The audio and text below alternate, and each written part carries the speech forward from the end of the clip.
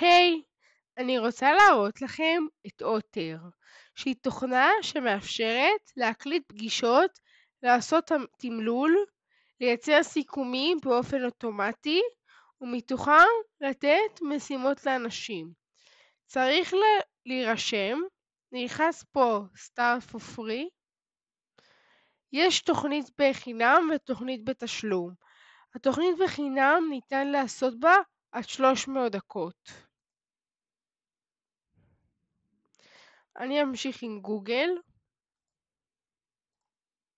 צריך לאשר שאנחנו מסכימים שאוטר ישתתף בפגישה. לוחצים פה.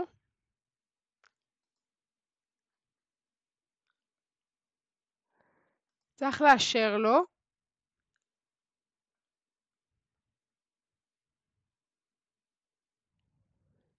ופה צריך לבחור איפה אוטר ישתתף. בגוגל מיט, זום, מייקרוסופט טים או other. אני אבחר זום. לחץ Next. Connect. בצד ימין ניתן לראות פה את התאריכים של הפגישות שלי.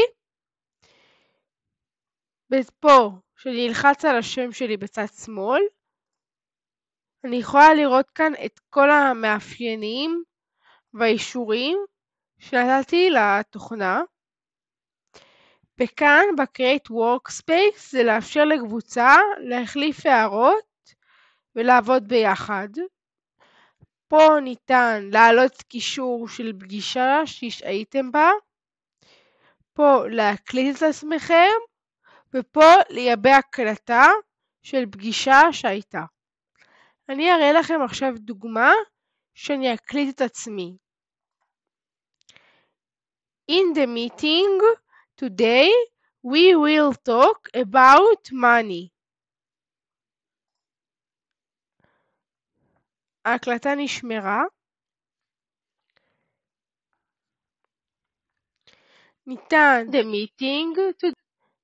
ניתן להדגיש meeting today, לכתוב פה הערה today, לשייך פה משימה, will talk about, להעלות תמונה, לערוך, להעתיק ולשתף.